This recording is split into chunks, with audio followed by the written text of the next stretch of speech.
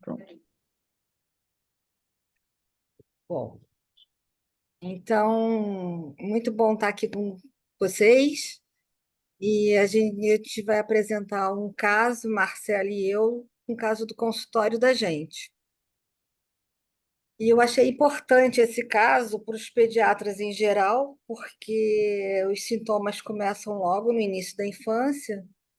E para a gente, reumatologista pediátrico, porque é um caso da nossa área também. Então, vamos lá.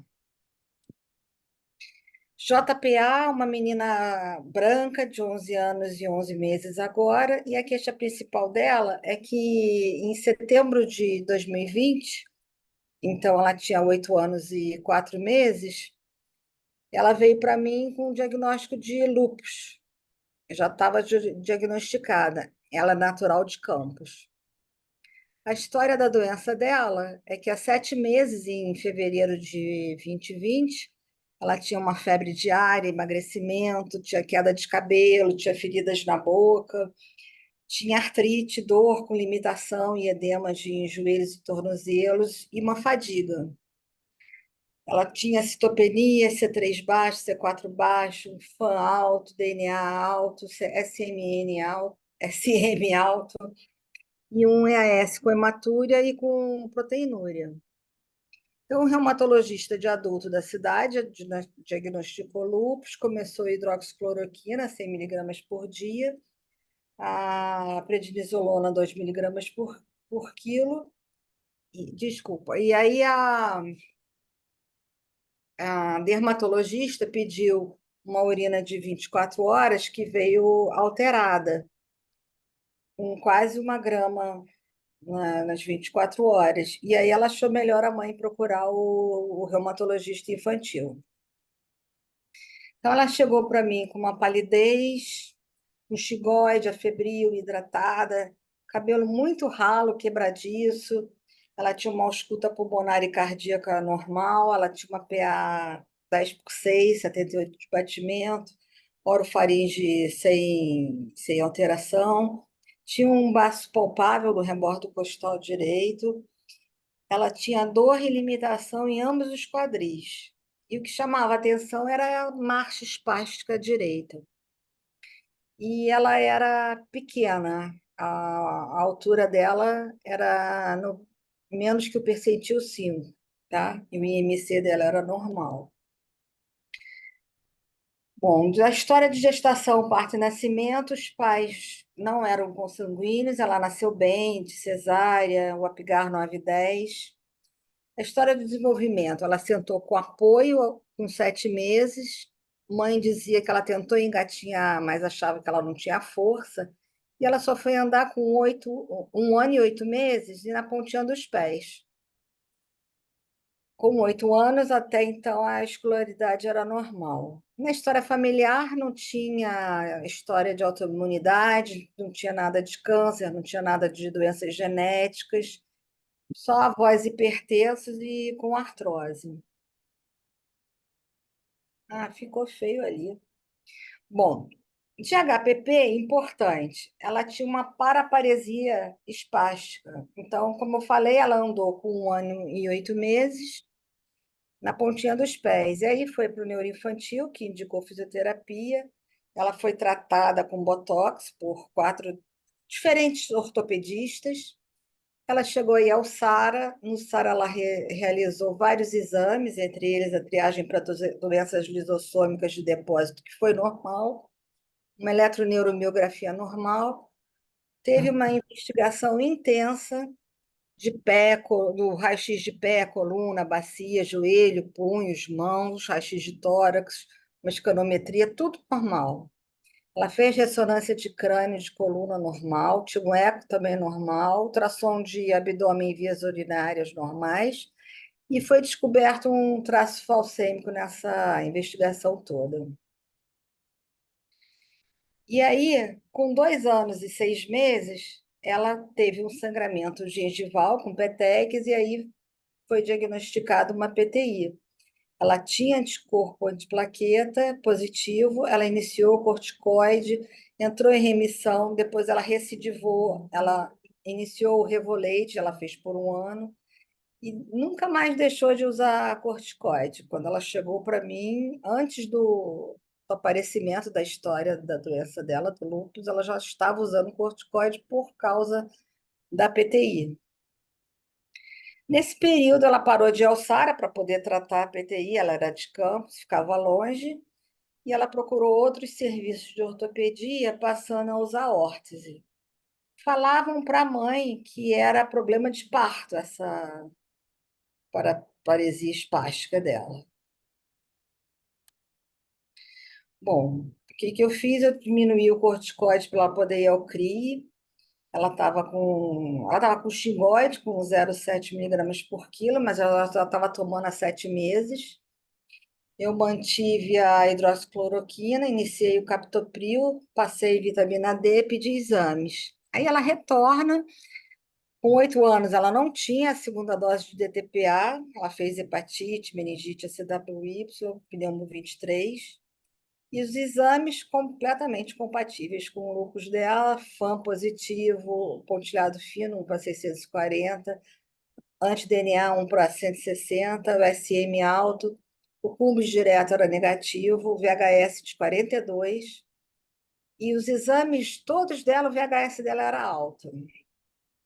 Ela tinha uma plaqueta normal, C3, C4 baixo, uma proteinúria de 4,2 gramas nas 24 horas, e o PPD negativo, raio-x de tórax normais, o eco foi normal, e o ultrassom do quadril estava normal. E nessa consulta, o quadril estava mais livrezinho no exame físico.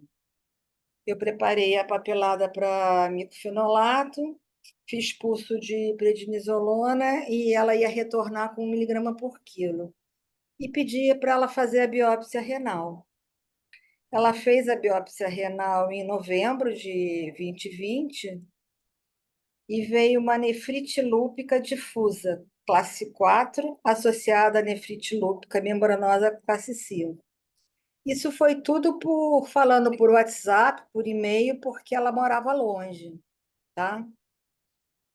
E logo depois dessa biópsia, ela interna, essa foto e esse escrito foi da mãe dela, e tudo autorizada pelos pais, tá? Essas fotos. Ela interna muito mal em anasarca, hipertensão arterial. Ela teve que fazer rituximab, quem tratou dela foi o nefrologista lá de Campos. Ela fez uma insuficiência aórtica discreta, um aumento de VE. Depois ela repete em janeiro o rituximab e ela volta para mim em 2021.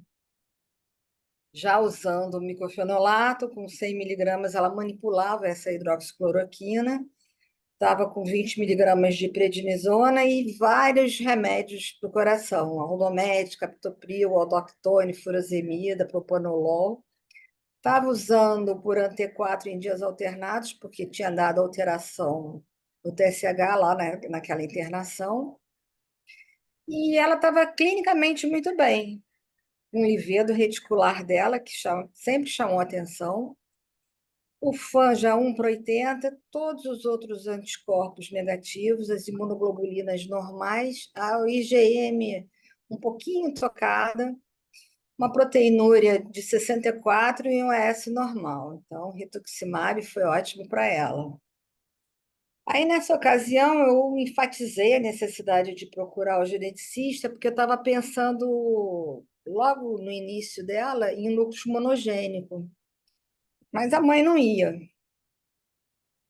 E ela tinha essa paraparesia espástica, não, a gente não sabia por quê, e começou muito cedo, né, com as doenças autoimunes, o PTU com 2 anos e meio. E aí eu mantive a medicação dela. Ela estava indo super bem, mas mantendo esse livedo reticular, os exames eram estáveis, os cardiologistas lá da cidade infantil ajustou as medicações, e aí em março de 22 ela inicia um quadro bem depressivo e eles associaram ao nascimento da irmã. Ela estava com desânimo, insônia, os exames continuavam bons e ela refez o rituximab em julho de 22. As imunoglobulinas dela sempre foram normais. Em 2023, ela retorna em maio usando a S, porque ela fez um eco na cardiologista infantil e ela achou que tinha um trombo na conexão da veia cava inferior com o átrio direito. Mas aí ela fez angio-TC venosa de pelve e abdômen e não tinha alteração. Mas a cardiologista manteve o ES. Nesse ano, ela operou a catarata, uma em agosto, a outra em outubro. Começou a ir muito mal no colégio e ela começou a usar melatonina pelo psiquiatra. E a mãe vem na consulta com ela e diz que a irmã começou a regredir os marcos de desenvolvimento. A irmã que sentava, não sentava mais, ela andava segurando, já não conseguia mais.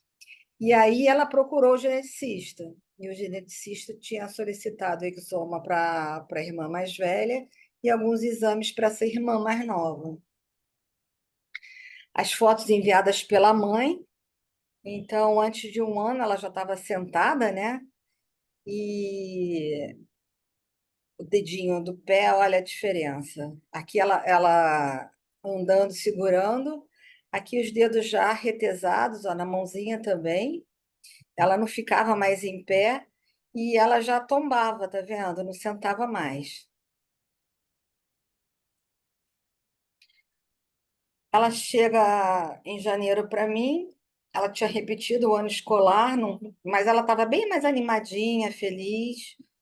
O livedo reticular dela era mais discreto, ela estava sem. Não, isso era março agora. Ela estava sem corticoide desde janeiro, usando micofenolato, 200 miligramas de hidroxicloroquina nos dias alternados, melatonina e botaram atenta, 10 miligramas à noite, porque ela foi diagnosticada com TDAH pela avaliação neuropsicológica. Os exames dela estavam bem, estavam ótimos, FAM 1/80, os outros anticorpos negativos, as imunoglobulinas normais, a S sem alteração, TSH bem.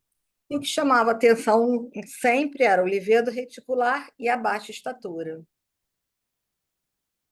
A irmãzinha que veio para a consulta também trouxe o laudo da neurologista, uma tetraparesia espástica e atraso na fala. E aí foi prescrito baclofeno para espasticidade, fisioterapia. E aí pediram ressonância de crânio, pesquisa de Renato do metabolismo, painel DNA para as doenças musculares.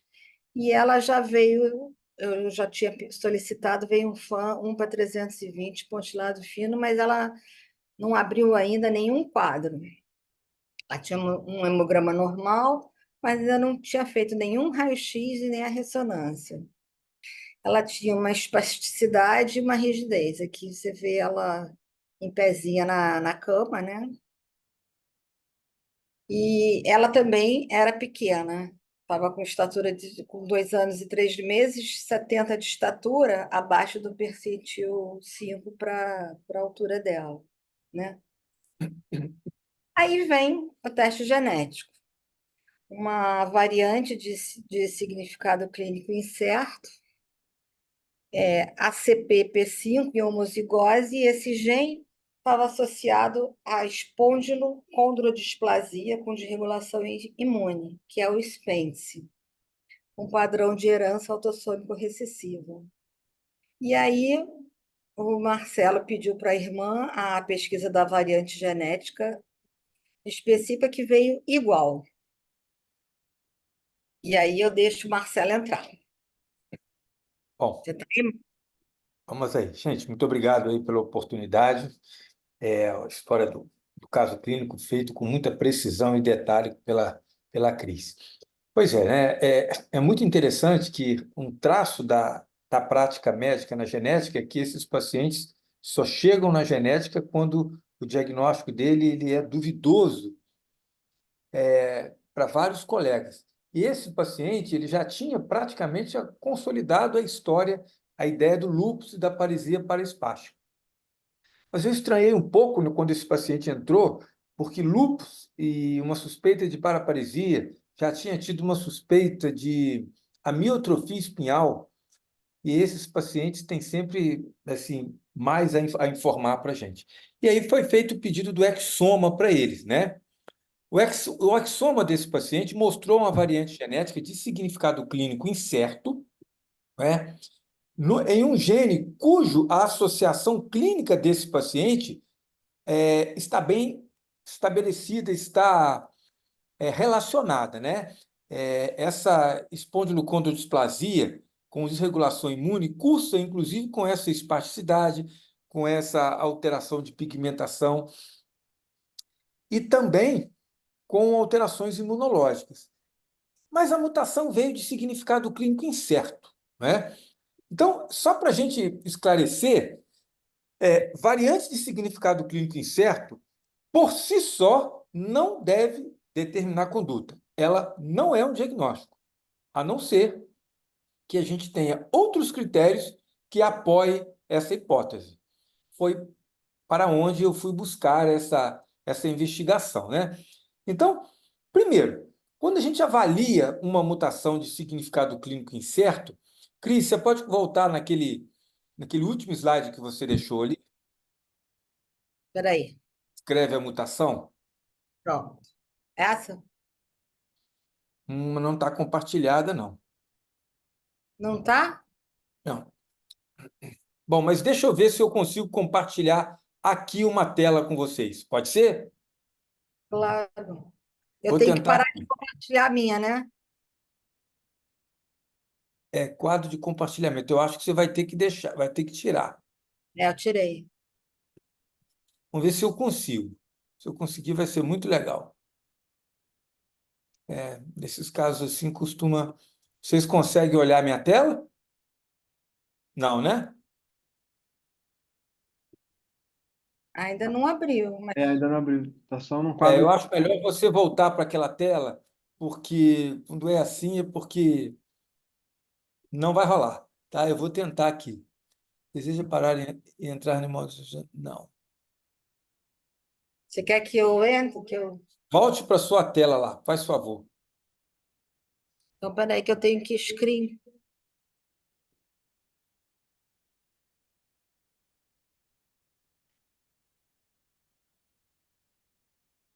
Peraí. Tá perfeito. Você já compartilhou. Ah, peraí. Isso é depois. Aham. Tá É essa que você quer. perfeito. Então, vamos analisar essa mutação. Por que que, apesar da classificação de incerta, eu acendi a luz amarela que essa mutação pode estar associada à história clínica do paciente? Primeiro, gente, eu vou fazer só uma breve introdução para vocês entenderem o cenário dessas avaliações de mutações incertas, né? O projeto Genoma Humano terminou em abril de 2020, e 2003. Nós temos praticamente 20 anos de conhecimento do nosso genoma de forma mais detalhada. Desde quando o projeto Genoma Humano terminou, ele deixou para nós uma grande informação. Quantos genes nós temos e como eles estão distribuídos em nosso genoma. Entretanto, deixou uma grande pergunta. O que cada variante genética, o que cada mutação causa? Qual é a associação delas com as patologias? Essa foi uma pergunta que a gente trabalha arduamente para respondê-las diariamente. Para tanto, foram estabelecidas bancos de dados, onde todos os dias se publica novas variantes genéticas e novas associações com novas patologias. E essas variantes, quando elas são descritas, elas podem estar classificadas como benignas, de significado clínico incerto, que a gente chama de VUS, provavelmente patogênicas ou patogênicas. Provavelmente patogênicas e patogênicas são sinônimos. Existe uma também de provavelmente benigna, mas a gente praticamente não usa isso, né? O que é mais complicado para nós é olhar um paciente com uma variante de significado clínico incerto e interpretá-la da forma correta, né? Então, quando você tem um caso desse, a primeira coisa que eu busquei foi a zigosidade dessa variante. Olha só, é uma variante com gene cujo padrão de herança é recessivo, né? Lembrando que nós temos 22 mil pares de genes de nosso interesse. Os genes estão sempre distribuídos em pares, né? É isso que eu quero dizer. Portanto, para uma doença recessiva se manifestar, para que o paciente não seja apenas portador, para que o paciente seja afetado, obrigatoriamente ela precisa estar mutada dos dois lados, isto é, em homozigose. Então, aí a gente começa a olhar, ela é um gene recessivo e está mutada bilateralmente, em homozigose. Opa, aí já é um sinal que ela pode não ser tão inocente assim. Quando você olha a descrição do paciente no catálogo do OMIM, a gente pode observar, é a tela que eu queria mostrar a vocês aqui, mas não consegui, as descrições dos bancos de dados associados a esta patologia. Ela tem bastante semelhança com o nosso paciente, né? Mesmo eu não conseguindo mostrar para vocês aqui, mas eu vou citar, né? É um paciente que tem história, né, de alterações de espasticidade, alterações de marcha, alterações do sistema nervoso central, hipotireoidismo, trombocitopenia idiopática, outras trombocitopenias já diagnosticadas de forma até equivocadas, doenças autoimunes frequentemente descritas nelas, inclusive o hipotireoidismo e lúpus, doença de Crohn, outras patologias descritas nesses pacientes, diminuição da célula T, enfim, uma série de sinais clínicos que claramente esse paciente tem. Então, ora, a mutação está em homozigose, portanto, ela pode causar doença. As descrições nos bancos de dados são semelhantes à história clínica do paciente, e aí eu resolvi analisar melhor esse exoma, né? Esse resultado desse paciente. Quando você olha lá, você vê que é uma mutação já descrita na literatura, com esse quadro duvidoso, mas com uma avaliação preditiva em sílico deletéria. O que isso significa? Pelo ponto de vista prático, qualquer gene codifica uma proteína, é responsável pela produção de uma proteína. As mutações elas são patogênicas quando efetivamente essa proteína está comprometida. Ou ela foi deletada, ou ela tem uma deformidade que ela deixa de agir.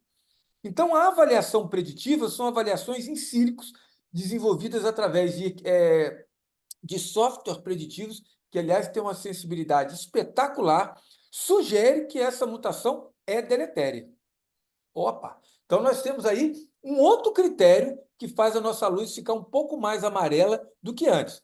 Ela tem uma história clínica similar, ela tem uma zigosidade compatível com patogenicidade e é preditivamente considerada deletério. E aí, pelo Colégio Americano de Genética, ela foi classificada como PM2, PP2 e PP3.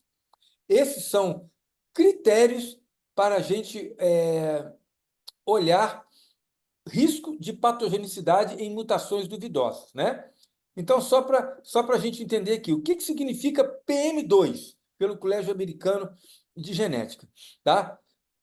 Eu vou buscar aqui para vocês, olha, eu estou com ele aberto aqui, tá? Mas já dá para PM2, significa que ele está ausente nos bancos de dados. Um dos critérios que faz uma mutação se tornar patogênica é quando ela já está descrita nos bancos de dados. Quando ela não está descrita, normalmente ela vem como de significado clínico incerto. Um outro critério que ajuda na patogenicidade é ela ser deletéria e também várias descrições e que ela ocupe uma região do genoma que a gente sabe que causa doença. Então, ela tem um PM2, que é ausência nos bancos de dados populacionais, né? Ela tem aqui um PP2, que é uma outra classificação que coloca ela como variante nova. Normalmente, ela veio herdada do pai ou da mãe, porque ela está em homozigose, tá bom? E ela tem uma outra classificação que é PP3. São as três classificações que ela foi descrita. E na PP3 diz o seguinte: múltiplas linhas computacionais evidenciam o suporte de alteração de efeito deletério no gene, isto é, fortemente sugestivo de ser patogênico. Então, o que a gente faz nesses casos, né? Nós temos uma mutação genética com um paciente que tem uma clínica semelhante, entretanto, ela ainda está classificada como significado clínico incerto e, por definição, nós não podemos considerá-la a causa da doença, a não ser que eu acho outros fatores que corroborem com isso. Foi aonde a gente foi buscar. Então, a avaliação preditiva fala a favor de ser deletério. Os critérios da avaliação do Colégio Americano de Genética, apesar dela estar como incerta, sugere fortemente que essa alteração pode ser deletéria, né? E a clínica do paciente sugestiva.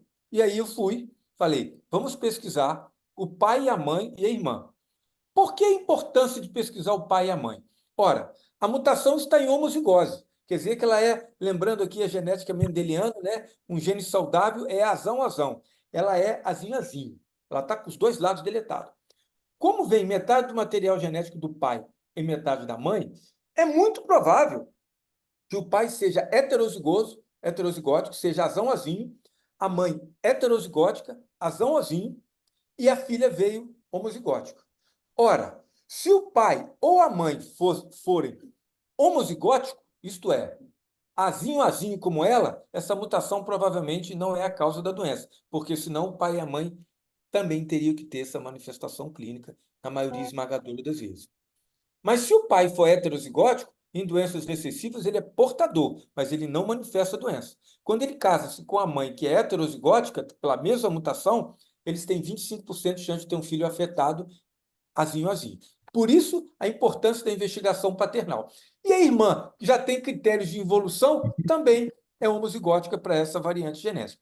Portanto, a criança tem uma clínica, reforço, fortemente sugestiva, e essa variante genética, uma vez publicada, aliás, é um compromisso que a gente tem que ter sempre em publicar, a possibilidade do status dessa variante de incerta mudar é muito possível, tá? Na verdade, a importância da publicação, eu estou falando isso porque estou remetendo à minha primeira fala, os bancos de dados.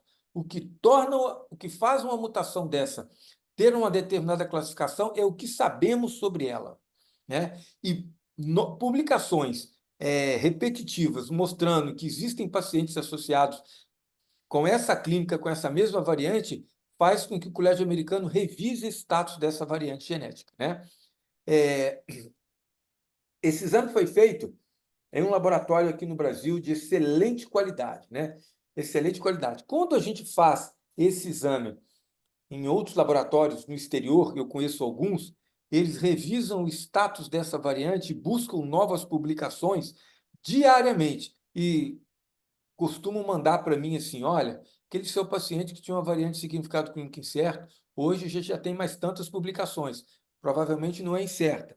Então, tudo isso colabora com a nossa segurança de determinar o impacto dessa variante. Então, a minha opinião médica é, a variante está de significado clínico incerto, repito, por si só não pode determinar a conduta, não deve, né? Mas a história clínica do paciente é muito relevante, as avaliações preditivas em sílicos, a classificação dela e a condição, a zigosidose dela de homozigose e um gene recessivo, fala-se muito a favor de que essa mutação esteja associada à história clínica do paciente. Particularmente, estamos em processo para realizar os testes nos pais, eu não me lembro de cabeça se o resultado já chegou, mas provavelmente ainda não deve ter chegado, né? É muito paciente, nós temos no nosso serviço aqui 8.000 crianças atendidas e realizam uma média de 20 exomas por mês, tanto no serviço público quanto no privado. Então, mais ou menos isso aí por serviço. Então, eu não tenho muito a mãe, não é aquela mãe que frequenta muito o ambulatório de genética, mas a investigação parental, com certeza, vai bater o martelo com relação a essa hipótese diagnóstica. É isto. Então, vou continuar, mas obrigada, Marcelo, foi muito importante para a gente, que não sabe muito de genética. É. E vamos ver se a gente publica isso mesmo, né? Quem sabe É. aparece no banco de Você olha, dados. você olha, Cris, que nessa mutação aí, Quando ela troca uma timina com adenina na sequência de pares de base, ela substitui um aminoácido metionina por uma lisina. Isso, na maioria das vezes, vai causar impacto na proteína, conforme mostra a avaliação preditiva. Então é assim, Cris, tem cheiro de gato, mia como gato e tem pelo de gato. Se não for gata, vai ser gata, viu? Tem muita chance. É Então, isso. a gente ainda tem tempo, né, Léo, para continuar um pouquinho? Claro, tem tempo, pode continuar. Então, olha só, vou falar um pouquinho do Spence. Então, o Spence é uma mutação, esse gene no APC5, no cromossoma 19p13. Eita, sou boa nisso. Para Que voltar. pode ser em homozigose ou heterozigose, qualquer coisa a Marcela me corrige. E a doença é uma espondilomicondrodisplasia com desregulação imune e com o envolvimento neurológico. Então, os fenótipos é a baixa estatura que ela tinha, uma micromelia, lordose lombar, peito em barril, anormalidades faciais, displasia óssea, ela, assim, os raios-x não mostram, mas parece que pode ser visto depois também, É tá? Mas isso. Vem ela depois. não Isso é progressivo. ela não tinha as duas, né? Quer dizer, a pequena ainda não fez o raio-x, para falar sério, que não tem. A espasticidade, que as duas têm, retardo mental, a ressonância, as duas que a maior tem, não aparece nada, não. E a desregulação imune, que pode ser tanto para autoimunidade, que é o que a maior tem, e já tem um FAM positivo, a pequenininha, ou a imunodeficiência. Lembrar, como o Marcelo falou, que os fenótipos podem ser diferentes mesmo no membro de uma mesma Perfeito. família. Perfeito. Então, na patogênese dessa doença, que você estava falando em proteína, a mutação no APC5 resulta de uma perda de atividade dessa proteína TRAP, que é a fosfatase ácida tartrato resistente. Essa proteína é que está associada ao aumento na regulação do interferon, nos genes estimuladores do interferon tipo 1. Então, por ser uma desregulação do interferon, ela vai ter uma desregulação imune com autoanticorpos e com as manifestações imunes, né?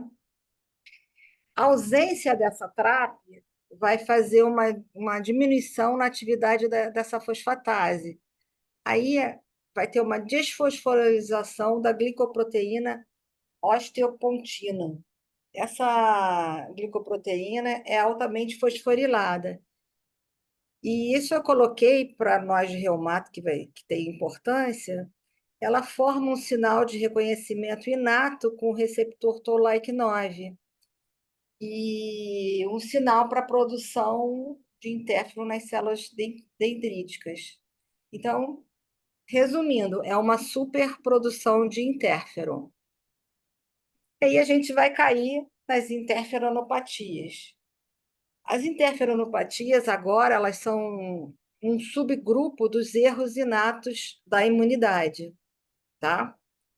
Então, elas ocorrem no início da infância com inflamações estéreis desencadeadas pela ativação da imunidade inata e não tem uma grande contribuição de autoanticorpos ou de células T antígenos específicas.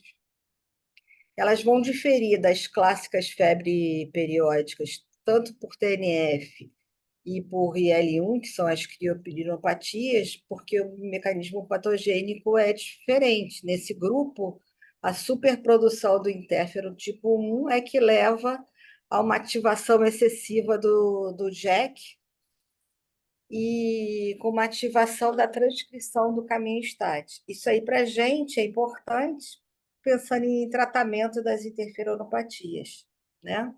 Pelo anti-JAK. E tem vários trabalhos mostrando em quem tem uma clínica até mais exuberante. E elas também vão diferir das doenças autoimunes pelo mecanismo patogênico, que embora as doenças autoimunes tenham também elevação dos genes relacionados à expressão de interferon, A patogênese é mais relacionada aos anticorpos específicos. E aí, para a imunidade, entra a imunidade adaptativa, com desregulação dos linfócitos B e das células dendríticas, que aí também vai levar a um depósito de imunocomplexo nos órgãos acometidos. Então, quais são as doenças mais conhecidas como interferonopatias? A Kendall, o Aikaide Gutierrez, que eu desconfiava, o Sting, Savis e a Spence. Então, todas elas apresentam essa elevação da expressão do gene responsável pelo interferon no sangue periférico e no fluido espinhal. E aqui eu botei algumas referências, isso vai ficar gravado para vocês poderem ler. E esse foi o nosso caso. E aí, se vocês quiserem perguntar alguma coisa do caso para mim, ou da genética para o Marcelo, estamos à disposição. Muito legal, hein? Esse casal, excelente. Cris, tem uma pergunta da Marta, uma curiosidade que eu não sabia se a paciente tinha anticorpo antifosfolipídio. Chegou a dosar? Cheguei várias vezes. Não, não tinha. Deixa Ó, eu te perguntar uma coisa Negativo. que eu não peguei, que eu acho que travou aqui. Vocês chegaram eu vi que pediram ressonância, não foi? Aham. Não chegou a ter laudo já, não? Sim, a ressonância, quando ela era pequena, era normal. Eu pedi ressonância também e normal. A pequena não fez ainda. A mãe é um pouco enrolada, né? Você vê que a menina com. Eu tinha pedido genética desde o início. Ela, Uhum. com 8 anos, não tinha tomado nem a segunda dose de DTPA. Ah, exato, a Ela mãe para foi, pai é uma luta. ela foi reparar que alguma coisa estava errada, a menina andando com 1 ano e 8 meses na ponta do pé. Então, assim, é é. difícil. Não, é difícil mesmo. Agora, só de curiosidade, que eu não sei muito sobre, assim, quase não sei nada sobre essa doença, praticamente. Mas eu lembro que, por exemplo, no iCard, você poderia ter calcificação periventricular que na ressonância não seria detectada, que às vezes você só consegue pegar na tomografia de crânio. Se eu estiver falando É bobagem, do gânglio basal, essas ah, classificações no Spence. será que não Mas pode ter?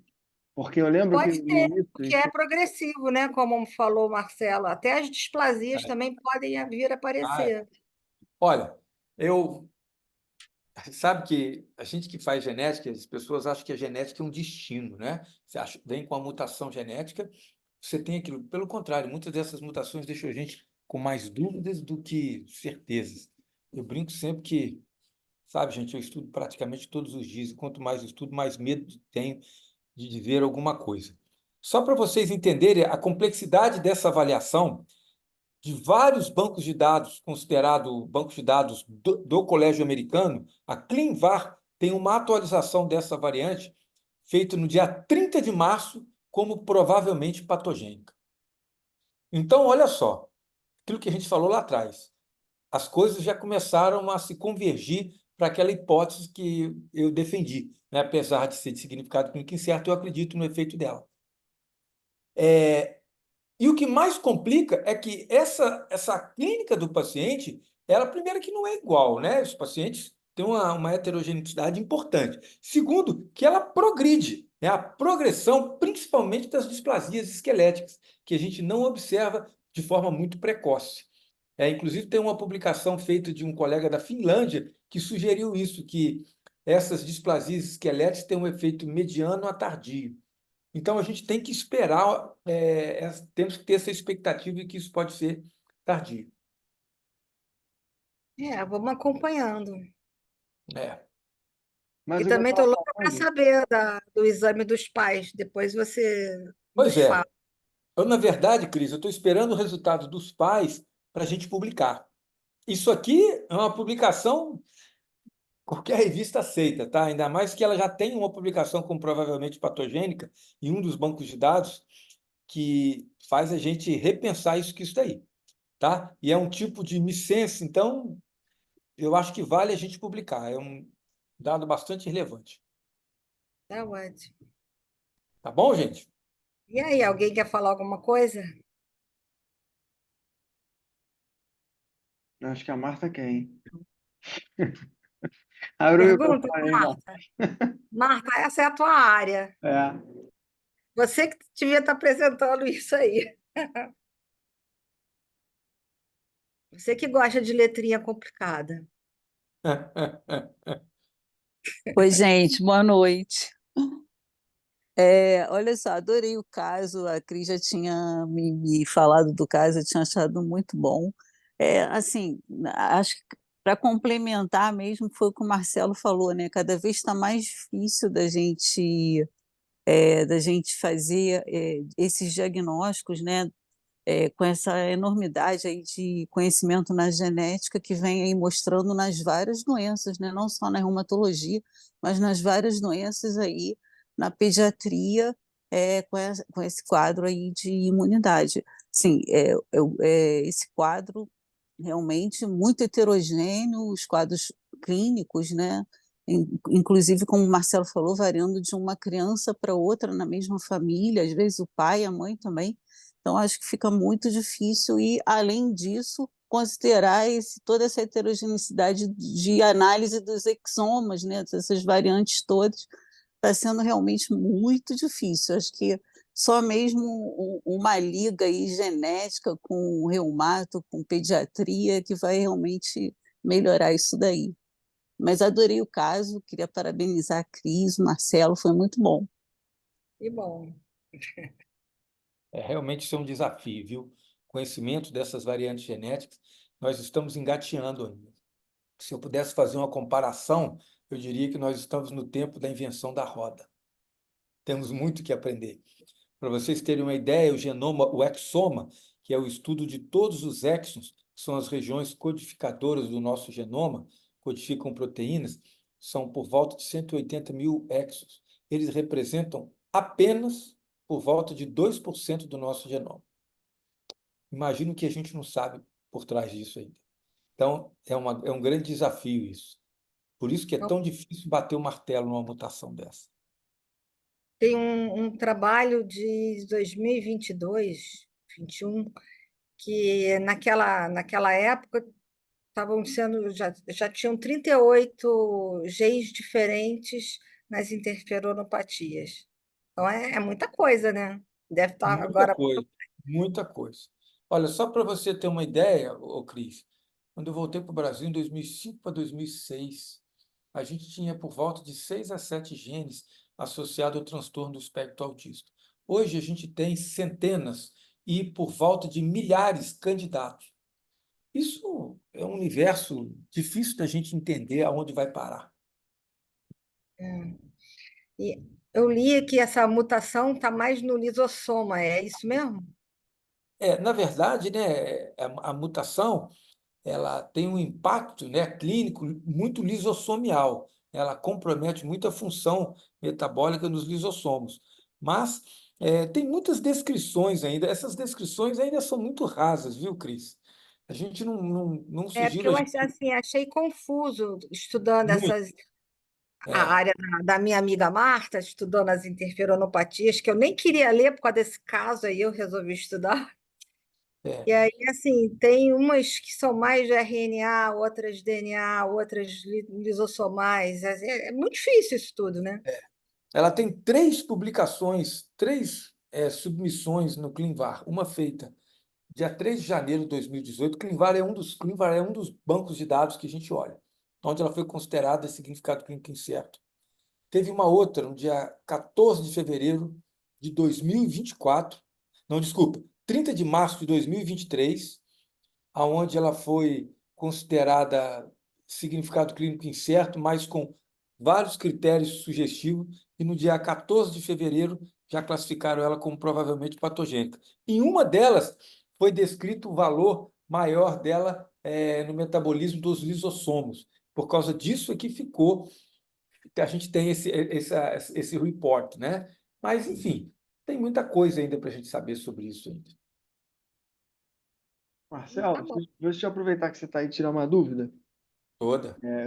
Só para ver se eu entendi. Então, toda vez que você está diante de uma variante de significado incerto, a primeira pergunta é verificar a zigosidade, ver se faz sentido da doença que você está suspeitando, né? E aí depois você vê se o paciente, obviamente, tem clínica compatível. Agora, uma parte que eu fiquei na dúvida é essa questão do deletério sílico. Para você considerar essa variante diante do seu contexto clínico, zigosidades, etc., ela obrigatoriamente tem que ser deletério sílico? Se ela não for, Não, você já descarta? não, deixa eu. Só para a gente esclarecer assim. Primeiro, a gente sempre em mente, variante de significado clínico incerto, por si só, não deve mesmo determinar conduta. Mas nós vamos atrás, porque algumas dessas eu já vi mudar o status e várias vezes na vida, né? Então, a primeira coisa que você vê é a zigosidade. Ora, se é um gene recessivo e ela está em heterozigose, não tem impacto clínico. Inclusive, no exoma desse paciente, tem várias mutações patogênicas de genes recessivos, mas em heterozigose, que eu nem cito, não tem valor. Então, a zigosidade. Com relação à avaliação preditiva, olha, essa avaliação ela é feita pelo próprio Colégio Americano de Genética, pelos próprios laboratórios que reportam isso no laudo. Então, eu estou com o laudo dela aberto aqui. Tem escrito assim embaixo, comentários. Depósito nos bancos de dados, presente nos bancos de controles populacionais, reportada no ClinVar, preditivos em sílico deletério. Então, ela já foi descrita na literatura como deletério com dois registros. E tem evidências do Colégio Americano de Genética, PM2, PP2 e PP3. Depois, se você quiser, eu te mando essa tabelinha de classificação. Então, você tem que olhar uma série de detalhes. Zigosidade, eu acho que o critério de deletério ajuda. Lógico que se a história clínica é compatível com as descrições dos bancos de dados. Publicações, eu sempre olho, sempre busco publicações. E a avaliação parental ajuda muito. E só para você ter uma ideia, eu vou te dar um outro exemplo agora que eu tive semana passada. Um paciente chegou para mim com um hemograma, com vários exames hematológicos sugestivos de eliptocitose. De livro. Criança com uma hemoglobina de 3, uma coisa, um hemograma horrível. Aí eu pedi o teste genético. A eliptocitose é uma doença dominante. Portanto, basta ela estar em heterozigose que ela vai se manifestar, diferentemente desse caso. A variante veio de significado clínico incerto. O que eu fiz? Testei o pai e a mãe. Por quê? Ora, se o pai tem a mutação ou a mãe tinha que ter a doença, e ela está em heterozigose. O pai ou a mãe tinha que ter. O pai e a mãe não têm a doença.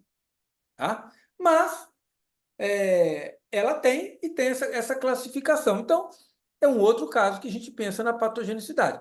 Então, eu sugiro a você sempre olhar a zigosidade, olhar os comentários do resultado do exame, olhar a história clínica do paciente e a classificação do Colégio Americano de Genética, que eu mando para você uma tabelinha, não tem problema algum.